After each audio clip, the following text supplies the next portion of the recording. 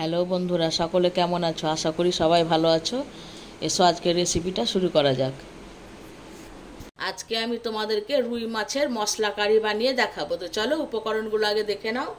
এখানে রুই মাছ ধুয়ে লবণ হলুদ মাখিয়ে রেখেছি। আমি এখানে 6 পিস নিয়েছি। পরিমাণ মতো সর্ষের তেল নিয়েছি। 4 চামচ ধনে পাতা বাটা নিয়েছি। চামচটা ভর্তি ভর্তি করে নেবে বন্ধুরা। আর 2টো কাঁচা লঙ্কা আর একটা গোটা রসুন একসাথে আমি বেটে রেখেছি। আর একটা বড় টমেটো বেটে রেখেছি। আর এখানে ঝালটা তোমরা বুঝে কম বেশি করে নেবে, যে যেমন ঝাল খাবে সে সেরকম ঝাল দেবে।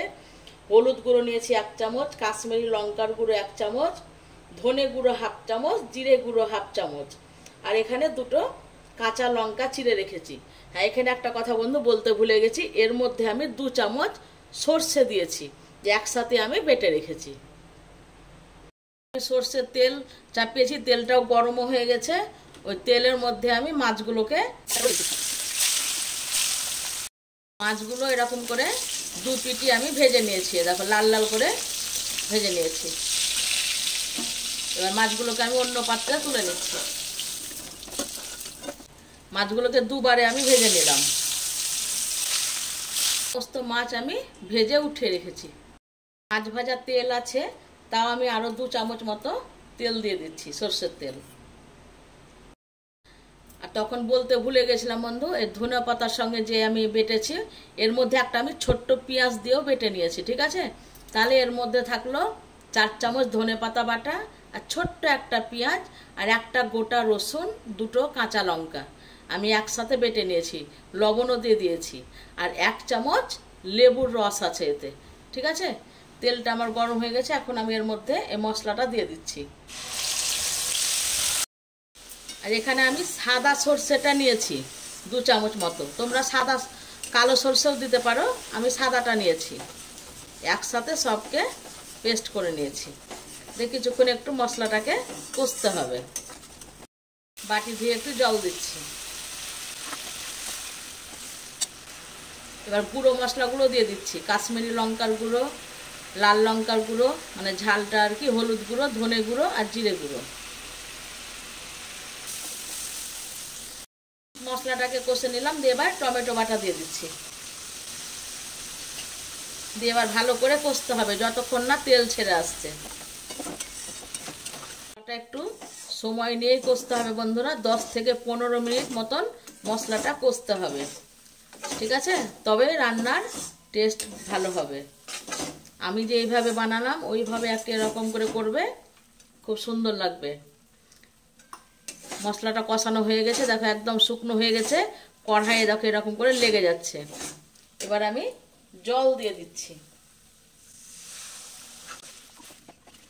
এরকম করে রান্না করো রুই মাছ, কাতলা মাছেরও হবে এটা, যে কোনো বড় মাছেরই এইভাবে রান্নাটা করা যায়। শুকনো শুকনো ভাত দিয়ে যখন মেখে খাবে না বন্ধুরা, খুব সুন্দর লাগবে। আর একটু সামান্য আমি জলটা দেব।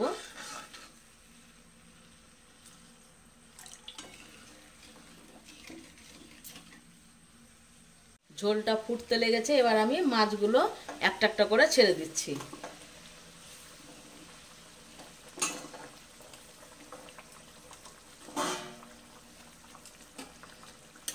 দিয়ে হালকা হাতে একটু নাড়তে হবে।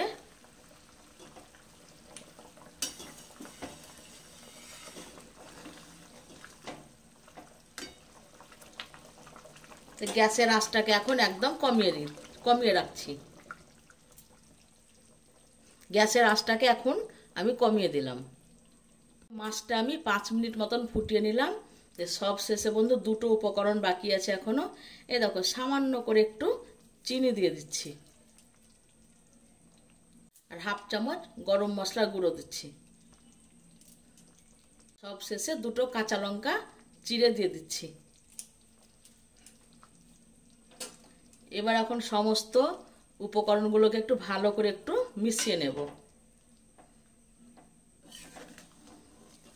এই মাছটার একটা অন্যরকম স্বাদ বন্ধুরা, অনেকভাবেই তো অনেক রকম করে খেয়েছেন রুই কাতলা, এবার এরকম করে একবার খেয়ে দেখুন, একটু নতুনত্ব স্বাদ পাবেন, মুখের রুচি বদলাতে ভালোই লাগবে খেতে।